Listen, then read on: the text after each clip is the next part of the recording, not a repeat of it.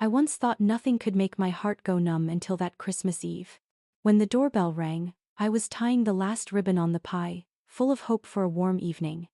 But when I opened the door, I saw my husband Ethan standing there, his hand on the shoulder of a young woman whose pregnancy was obvious. He spoke with a calmness that felt cruel. "This is my Christmas gift to you, Lois, something you could never give." The air in the house went heavy. The tree still glowed, the scent of cinnamon and apples lingered, yet my heart went quiet and shattered inside me in what should have been the happiest moment of my life. Outside, the wind rose, making the Christmas lights on the porch tremble. They stayed lit, but their glow flickered as if clinging to the last trace of warmth in a house that had lost its soul. He sat down at the table, poured himself a drink, as though nothing serious had happened. "You should learn to accept things, Lois," Ethan said, his tone so calm it chilled me. "Christmas is for forgiveness, not for tears." Before I could answer, the voice from the TV behind him cut through his words. A breaking news alert scrolled across the screen. "Police are expanding an investigation into financial fraud and money laundering at Wexler & Co. The main suspect is CEO Ethan Rayburn." Christmas music still played faintly under the report, creating a cruel irony. Ethan turned his head slowly. The smug expression on his face drained to white. I saw his fingers tighten around the glass until his knuckles turned pale. Tara, sitting beside him, whispered in a shaky voice, Are you involved in that?"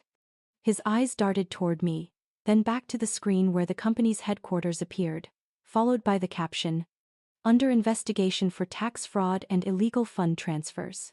"You should turn off the TV," I said softly, my voice oddly calm. "It's never pleasant to see your own name in a Christmas broadcast." He forced a laugh, pretending not to care. "The media always exaggerates. It's just a misunderstanding." I tilted my head, studying him as if he were a stranger. "Seems like your Christmas gift didn't turn out quite as planned, did it?" My words made him jump up and hurl his glass to the floor. The sound of shattering glass echoed through the room, blending with the half-finished carols still playing. Wine splattered across the white tablecloth, leaving red stains that bled through the cloth. Tara gasped and stood abruptly. "Ethan, we should go." He grabbed his coat and dragged her out like a man fleeing the scene. I sat down in the chair he'd just left, my fingers brushing the warm spill of wine. The mix of alcohol and candle wax made my head spin. Somewhere in the house, a clock chimed steady, distant. I looked around and realized the room felt larger than before, larger because it was empty, because it lacked a human presence. The lights from the tree reflected on our wedding photo on the wall, blurring my face amid 1,000 tiny points of light. I took the frame down. Behind the glass was us, his bright smile, my quiet lean against him. A perfect couple to outsiders. I turned the photo over, face down on the table, and dropped into the chair. My body trembled, but not from fear. Something colder, sharper was rising inside me. The news ended, replaced by Christmas music. I reached for the remote and turned it off. The house sank into a hush so deep I heard the porch lights hum. Outside, the porch lights flickered softly, their glow catching on the shattered glass, scattering small fragments of light like lonely flames. I stepped outside and stood under the porch, watching the snow fall in slow waves. No one knew what had happened in this house, as no one knew that, in the freezing Christmas night, a woman who'd lost everything was beginning to wake up. I didn't know where I'd go. Only that if I stayed another minute, I'd die slowly in this silence. The house was so still I could hear the wind seeping through the cracks. The smell of wine on the floor was sharp and sweet, mixed with the fading scent of candles.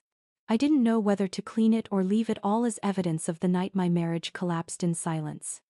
Then my phone buzzed, snapping me out of thought. Ethan's name flashed on the screen. I hesitated for a few seconds before opening the message. "Don't make a scene, Lois. This house, this life, has no place for you anymore." Below it was a photo, Tara lying on my wedding bed, wrapped in white sheets, her smile radiant, as if to carve my humiliation deeper. My vision blurred. The room spun. I grabbed the edge of the table to steady myself, but my legs wouldn't obey. The tree toppled, ornaments shattering, their glassy clinks mingling with my ragged breaths. Then everything went black.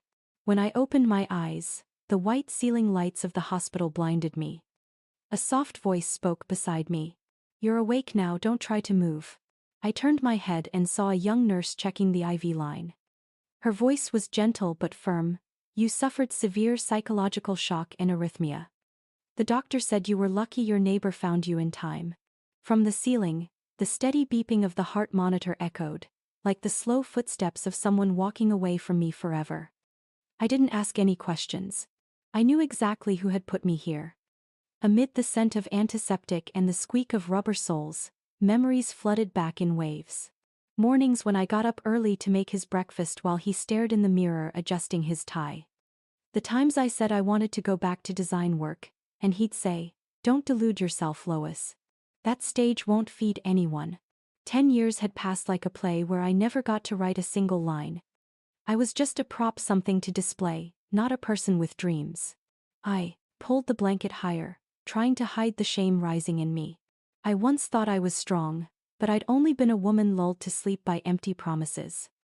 Down the hallway, the sound of a patient crying startled me. I looked out the window.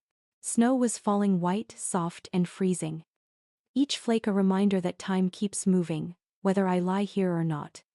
When the doctor came in to check on me, he said, "You should stay a few more days, stabilize your mind. Prolonged stress can damage the heart." "No need. I'm fine." He looked at me, doubtful. But I knew better than anyone what I needed wasn't more medicine. I needed a reason to stand up. That afternoon, when the nurse removed the IV, I sat up slowly. The window reflected my pale face, my dark circles, but deep in my eyes, something had shifted. No more fear, no more waiting. I requested discharge that evening. The nurse was surprised. "Is someone coming to get you?" I shook my head. "No one. But I'll make it home." Outside, snow blanketed the steps. I walked through the hospital doors, the wind slapping my face, cold, but real. My breath came out like thin smoke, fading into the night. On the road, I ordered a car to my mother's house in the town of Ashmont, a place I hadn't set foot in for years. As the car left the city, the lights behind me dimmed until only darkness remained, and the sound of tires crushing snow. I leaned my head against the window, eyes closed. Amid the hum of the engine, I heard a faint voice in my head, my own, quiet but steady. "He can take everything, but he can't kill what's left of me." Street lights swept across my face, dividing it between light and shadow. I realized for the first time in years I didn't want to look back. The city faded in the rearview mirror, its lights like dying embers. The car rolled past mist-covered fields, the road growing emptier toward the coast. I listened to the wind slipping through the cracks, dry and cold, whispering one truth: there was nothing left to return to. When the car stopped, Ashman's shore appeared still and gray, seagulls tilting against the pale sky. The scent of salt and seaweed filled the air, a smell I'd once hated as a child but now found strangely peaceful.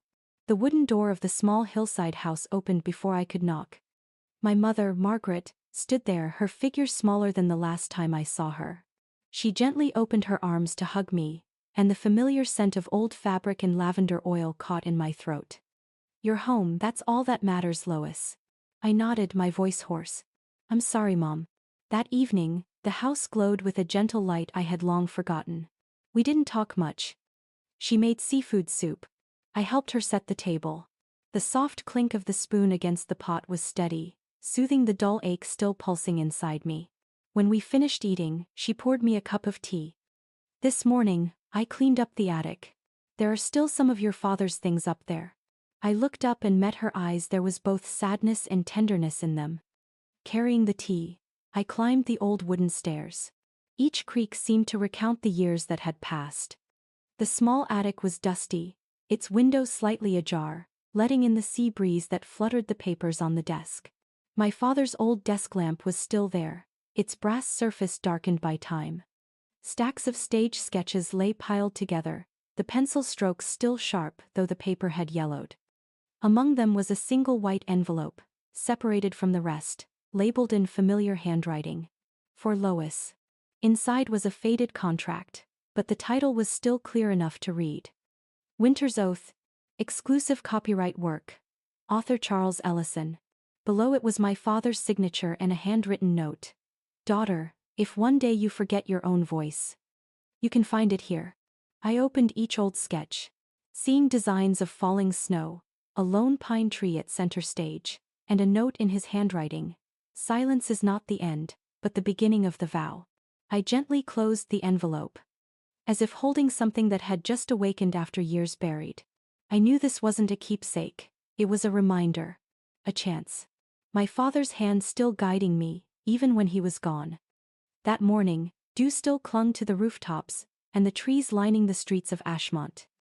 I walked down the cobblestone road toward the town square where the old theater stood silent, a red brick building whose sign had nearly faded with time.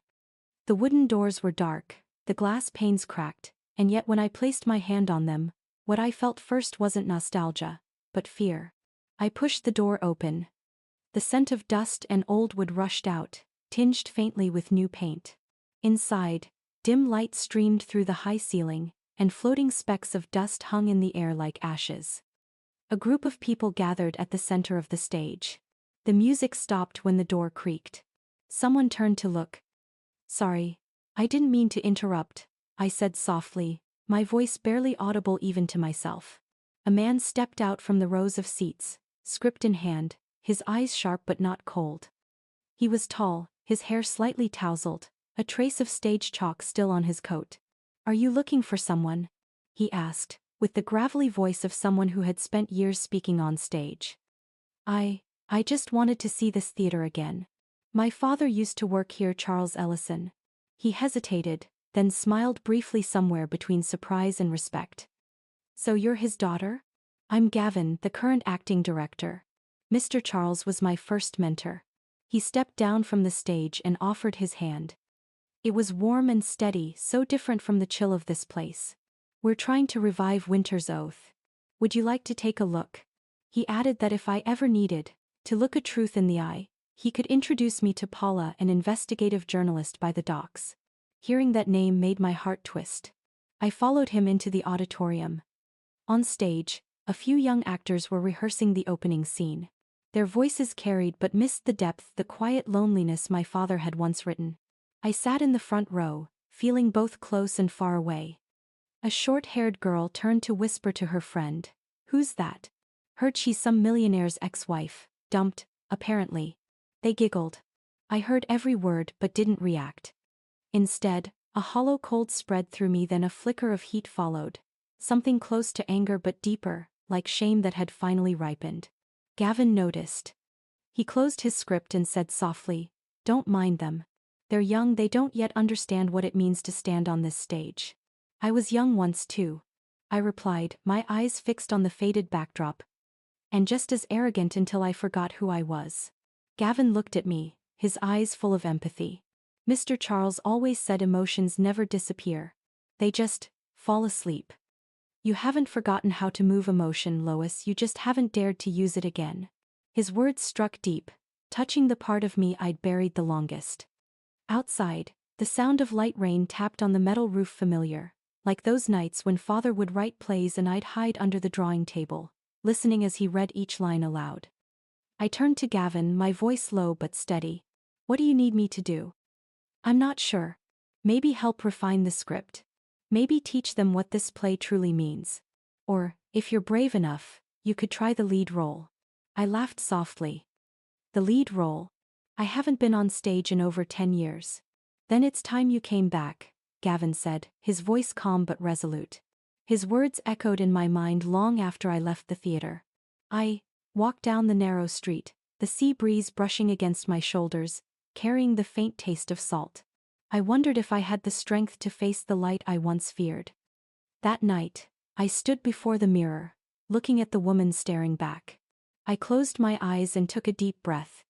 In my mind, my father's Winter's Oath sketches appeared clearly. Falling snow, a vow, and a woman standing alone on an empty stage, speaking her final line. Maybe I did remember how to move emotion. I needed the courage to begin again. In the days that followed, I practically lived in the theater. Every morning when Gavin unlocked the doors, I was already there, holding the worn-out script. My voice grew hoarse, my legs ached, but the more exhausted I became, the more alive I felt. The lines in Winter's Oath weren't the character's words, they felt written for me, for the woman trying to breathe again after ruin. When night fell, I returned to my small room near the shore. Moonlight spilled over my father's designs spread across the desk. I sat down, scribbling notes along the script's margins, then opened my phone to check the news. Headlines flashed: Wexler & Co. under investigation for money laundering. CEO Ethan Rayburn missing after first interrogation. I read slowly. What I felt wasn't satisfaction, it was emptiness. The truth always finds its way to light. It's that people rarely prepare to face it. At midnight, my phone lit up. A message from his old number, his name still saved the same. Help me, Lois. You're still my legal wife. If you cooperate, we can both get out of this. I stared at the words, motionless for a long time. The glow of the screen reflected on my face, caught in the mirror beside me, a face calm, almost cold. I turned off the phone, set it down, then opened a small wooden box where I kept old papers. Inside, I found several contracts Ethan once told me to sign for convenience. My signatures lay. They're steady, neat, but trembling now with new meaning. I remembered what Paula, the investigative journalist Gavin had introduced, had told me: every crime leaves a trace, Lois. You need the courage to look at it. The next morning I went to see her. Her small office was inside an old building near the docks. Paula greeted me with sharp but honest eyes. I spread the documents on her desk, explaining how Ethan had used a company under my name to hide his money flow. She flipped through each page carefully, taking notes, then looked up and asked, "Are you sure you want to go through with this? Once we open this file, there's no turning back." I answered simply, "I've already gone far enough. What's the point of turning back now?" Paula smiled and extended her hand. "Then let's begin." That afternoon, I returned to the theater. Gavin was standing on stage, adjusting the lights. When he saw me, he squinted slightly and asked, "Tired?" "Not as much as 10 years ago," I said. He smiled faintly and handed me a cup of water. "When you perform," he said quietly, "don't just speak the lines. Let all your pain become the breath of the character." I nodded. "I'm doing exactly that, Gavin." That evening, we rehearsed the final scene, the one where the woman in Winter's Oath stands alone in the snowstorm, vowing never to let anyone else write her life again. I spoke the lines, my voice trembling at first, then growing stronger, until the whole theater fell silent. When I finished, Gavin looked at me for a long moment and said quietly, "This isn't acting anymore, Lois. This is you." I turned away without answering. Somewhere deep inside, I felt that I had just reclaimed something I'd lost long ago. As opening night drew near, everything became urgent. Paula called again, her voice quick and serious. "Tara was arrested this morning in Boston. The police are searching for Ethan. If anything happens, I need you to stay calm and silent until we know more." She said the evidence had already gone to the prosecutor. The police would choose a safe moment. I murmured an "okay," though my heart raced. Tara was arrested. Which meant the net had tightened, and Ethan wouldn't be able to hide much longer. That night, I arrived late at the theater. The rehearsal room was dark, the spotlight shining down on the center of the stage. I stepped into the position of my character, the woman waiting for the snow to fall so she could start her life anew. I took a deep breath and whispered to myself, if Father were still alive, he would understand. This stage isn't just a place to perform, it's where I prove I can still stand tall, even if a storm is coming. Opening night arrived. The city glowed with lights. From backstage, I heard the crowd filling the seats, the creak of chairs, the laughter and chatter echoing like the pulse pounding in my chest. I inhaled slowly, a strange calm mixed with anticipation. All the months of rehearsal, every drop of sweat, every callus, everything led to this moment. Gavin approached and laid a hand gently on my shoulder. "Don't act like Lois. Live as her on stage. I'll do it not just for myself but for my father." He nodded, trust in his eyes. Then the opening bell rang. I stepped out. The lights hit my face, so bright I had to squint. The entire theater held its breath. For a heartbeat, I heard only the sound of my own pulse, loud and real. As my eyes adjusted, I saw the rows of faces in the audience. And in the very last row, in a dark coat, Ethan sat there. I froze. Every sound vanished. Only his gaze remained, a piercing chill running down my spine. Then I closed my eyes, took one more step forward, and let my heartbeat sink with my first line. The play began. Every word, every movement felt more natural than ever. The woman in Winter's Oath betrayed, broken, but reborn was no longer a role. She was me. I relived every old wound, but without fear this time. The theater fell silent as the final scene began. The lights dimmed, and a beam of white light fell on me. I turned toward the audience, my voice deep and cutting through the air like a blade. A traitor always believes others will stay silent forever. And I knew Ethan understood. His face turned pale in the shadows, his eyes wide with panic. Then everything erupted. Applause thundered like a storm. The whole audience stood, clapping again and again until I couldn't hear anything else. Gavin stood by the stage, nodding slightly.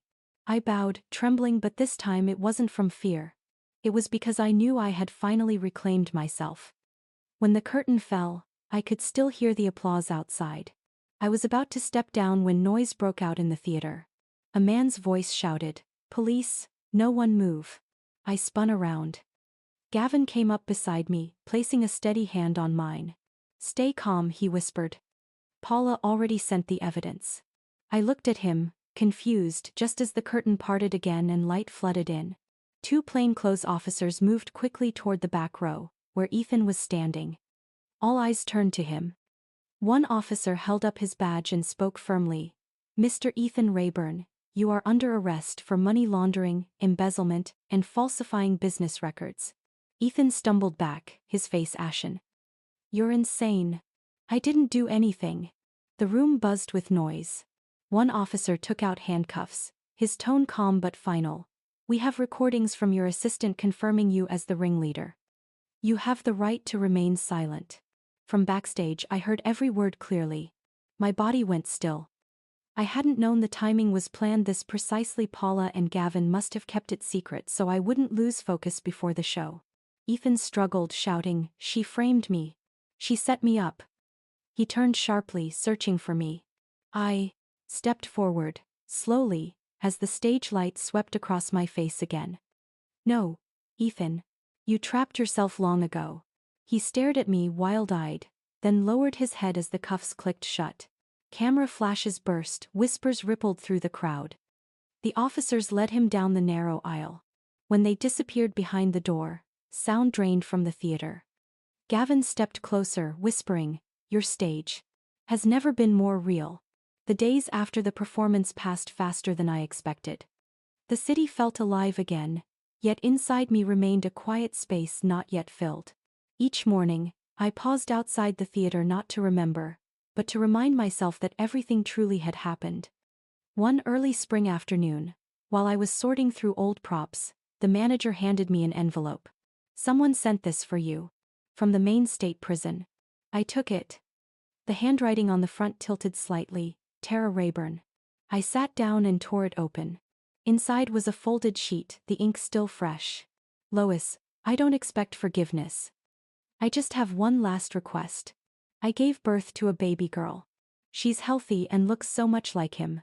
I know I can't give her a good life. She's innocent. I just want her to be somewhere safe. Give her the chance I never had." I set the letter down. A weight pressed in my chest, a feeling somewhere between pity and confusion. I didn't speak to anyone that evening. When Gavin asked, "Something wrong?" I only said softly, "A message that came too late." 2 days later, I took a car toward the Maine State Prison. The rain was light, droplets stretching like threads across the window. When the car stopped, cold wind struck my face, carrying the scent of rust and damp grass. A guard led me down a long hallway, our footsteps hollow against gray walls. Tara sat at the far end of the visiting room, thinner, paler than I remembered. Her hair was short now, and her eyes no longer carried that proud fire. When I sat down, she spoke, her voice hoarse as if she'd cried all night. "Thank you for coming. I didn't think you would." "I didn't think I would either," I said. "But some things shouldn't be left in silence." Her hands trembled as she unfolded a small blanket. Inside was a tiny baby girl, sleeping peacefully, her little hands curled as if holding the warmth of the world. "This is Mira," Tara said, bending to kiss her daughter's forehead. The nurse chose her name. "It means light." I looked at the child, long lashes, small lips, steady breathing. A new life, untouched by guilt or lies, carrying what both of us had lost a beginning. "I have no one else, Lois," Tara said, her voice breaking. "I know I did terrible things to you, to myself. But she doesn't deserve to pay for my mistakes. Are you sure you want me to do this?" Tara nodded, tears falling onto her hands. "I have no other choice. And you're the only one who saw me before I became that awful person." A guard approached, signaling time was up. Tara lifted Mira and placed her gently in my arms. The baby's skin was soft and warm. As I held her, Mira's tiny breath touched my neck, tightening something deep inside me. Tara's voice trembled. "Take care of her as if she were your own second chance." A state social worker finalized temporary paperwork that day. The long process began, but Mira left the clinic in my arms. The door closed behind me. Outside, the rain had stopped. Pale light filtered through the clouds. I looked down at Mira in my arms, still asleep, peaceful, as if no storm had ever existed. A year later, an early winter morning in New York began with the hum of traffic and neon lights reflecting on rain-soaked streets. I walked into the glass building that housed the Ashmont studio, the place Gavin and I had built from a tiny room in Ashmont, now home to a new generation of passionate performers. On the wall hung a black and white photo of my father. Beneath the inscription, "Light only matters when it's found after darkness." As I walked down the hall, everyone was busy preparing for the premiere of our next play. The hammering, the laughter, the rustle of scripts all blended into a sound I once thought I'd never hear again. Gavin stood on stage, holding Mira in his arms. She could now run, laugh, and call me Mom in her round little voice. He looked at me, smiled softly, no words needed, only the quiet warmth of understanding. That afternoon, I arrived at the studio for a live interview. The host, a middle-aged woman with bright eyes and a calm voice, smiled as I sat down. The studio lights hit my face, reminding me of the stage, bright, intense but no longer frightening. Her first question came, "Miss Lois, audiences know you as a symbol of rebirth for American theater.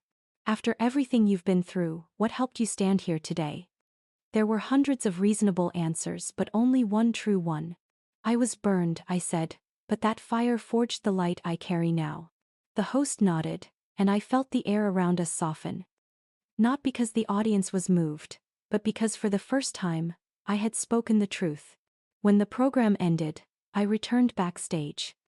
Mira ran toward me, her small hands open, her curls bouncing in the light. Gavin lifted her up, smiling. "My two strongest girls just conquered New York." I laughed, adjusting his scarf. "You make it sound like we climbed a mountain. Well, this mountain has lights and people brave enough to climb it together." That evening, Winter's Oath was revived in a new production by the Ashmont studio. Standing backstage, I looked out at the packed audience.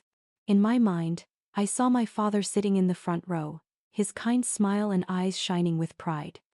Mira sat on Gavin's lap, holding a program with the image of a snow-covered tree. The overture began. I stepped out not as the woman who once broke, but as someone who had learned to turn ashes into light. And as the spotlight fell on me, I heard it clearly: this stage, this life, finally belonged to me. The anniversary gala for the Ashmont studio glowed with light. The orchestra played a medley from Winter's Oath while young actors laughed, toasted, and took pictures. Mira, in Gavin's arms, clutched a shiny red balloon. The sight filled me with quiet awe, peace so complete, it was hard to believe where it all began. As I signed programs for guests, a security guard approached, holding a brown envelope. "Miss Lois, this just arrived by courier. The sender requested it be delivered to you personally." I took it. The seal of the federal prison was stamped in the corner. Below it, a name I never thought I'd see again: Ethan Rayburn. The sounds of the hall faded. I walked quietly to the back corridor, where warm yellow light fell across the wall, and sat on a wooden bench by the window. I opened the envelope slowly, taking a deep breath as if stepping into an unwritten final scene. Inside was a single folded page, the handwriting neat and rigid, still Ethan's precise, controlled strokes. "Lois, I know you'll never forgive me. But you deserve the truth. The one who called the police wasn't you. It was Tara. She recorded everything to save herself. But without your performance, without that light, I wouldn't have been caught that night. Maybe you won, but remember, I didn't lose because of you. I lost because I forgot I was acting. I read the lines again, feeling something strange and distant. A part of me had once wanted to hear such words, to know he finally understood the cost of what he'd done. But now, reading them, I felt only lightness. No anger, no triumph, just the calm of someone who had truly stepped out of the dark. I folded the letter, slipped it back into the envelope, and smiled to myself. So it seems both of us, Ethan, have been living in the same play, just in different roles.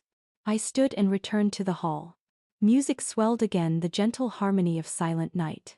Mira spotted me and waved. Mom! I bent down, scooping her into my arms. Gavin joined us, grinning. Our famous actress just snuck off backstage to find a new role? I replied, half teasing, half true, this one I'll play for the rest of my life. He touched my shoulder, his eyes filled with a peace I'd never thought I'd know. Outside, snow began to fall. The Christmas lights reflected in Mira's bright eyes, as she laughed softly in my arms. I kissed her forehead and whispered, let's begin again, Mira. A gentle wind brushed the window, carrying the distant sound of church bells through the night. For the first time in years, winter felt truly warm. That night, as Mira slept in my arms, I sat by the window, watching the snow settle quietly on the roof. Maybe every pain in life is only a step toward learning how to love again with a heart once broken, but now grateful for every beat that remains. Thank you for staying with me until the end of this story. If you've ever faced your own storm, share it with me. And don't forget to like, follow, and subscribe so we can keep these stories warm together.